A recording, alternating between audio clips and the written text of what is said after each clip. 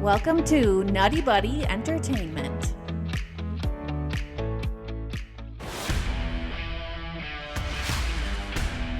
The good. That's okay. That's good. That's all right. That's okay. Okay, let's go on to the good. Let's start with Sarah here. What's one good you have for the movie? I think you touched on it a bit already, but just the whole look of Asgard, I thought it just looked so cool.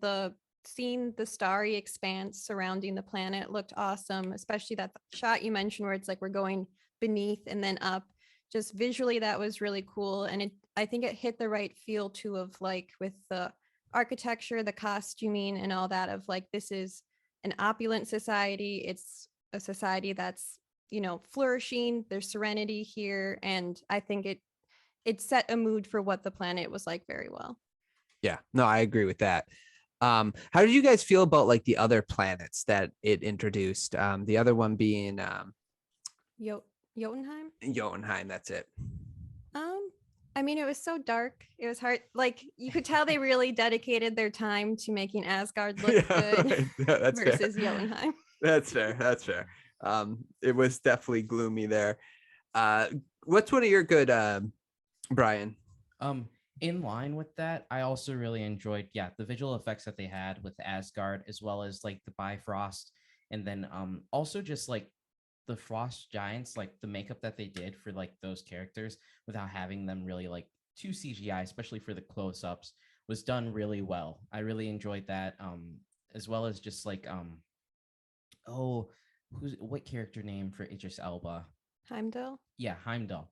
Like I've always liked the look of him, his armor with the sword and everything like that. It's just such a cool like introduction into like a different world. That was in one of my goods, as well as like we talked about before, the introduction of other characters into this that were kind of laying the groundwork moving forward. So Yeah, Heimdall is underrated, but he doesn't get a ton of screen Oh, time is the problem. 100%, Like it was nice to see him more in like Ragnarok, and maybe one day we'll get like a 6-episode mini series with his backstory. Be kind of interesting. I'm gonna go with my first good is Loki's plan. I really loved his plan, but the one thing that it was very dependent on was the Odin sleep, like for him to fall asleep. They knew he was getting weak, obviously, throughout the movie, and that the sleep would happen.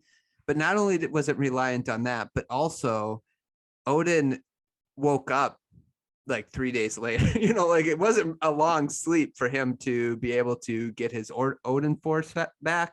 So as good as his plans was, there was some things I'm like, okay, that was just a very convenient plot, kind of device where he chose to rebel at the right time when Odin needed to rest up to gain his power back.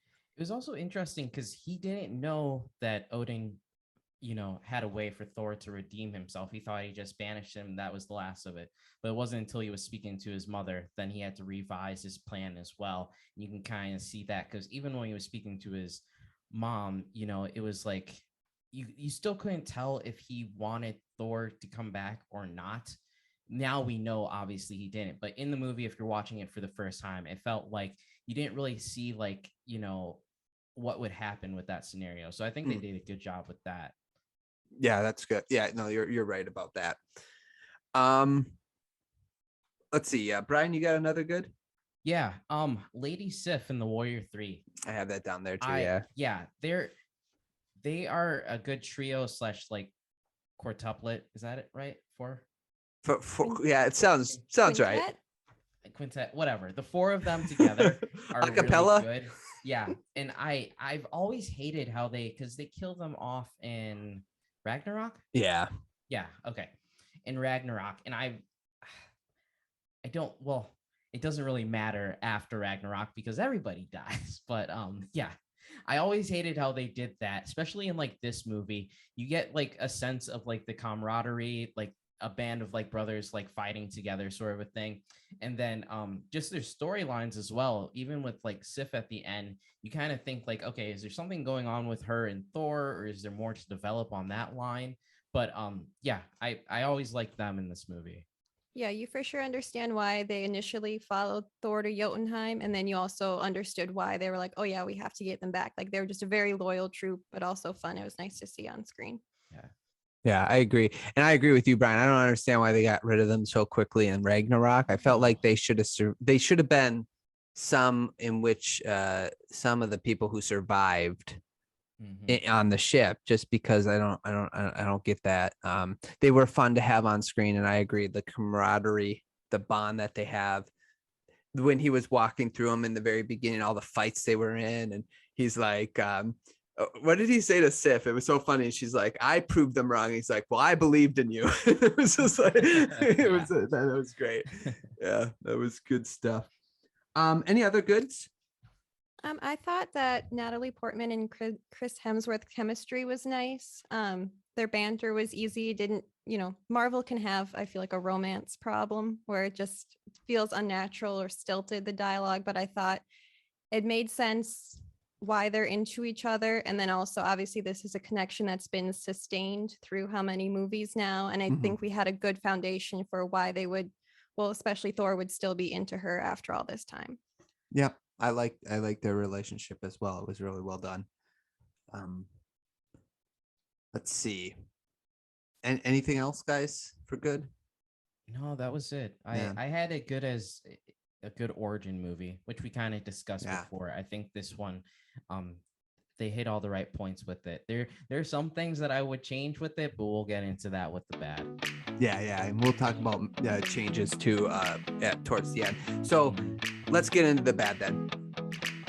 Thanks so much for watching this clip here on NuttieBuddie Entertainment. I hope you guys enjoyed it. Please let us know in the comment section what you felt about the first Thor movie. What was your great, good, bad, and or ugly? Also, check out some of the other videos. We have the rest of the Thor Great, Good, Bad, Ugly out there. We also have a lot of other great, good, bad, ugly movie reviews and episode by episode reviews as well.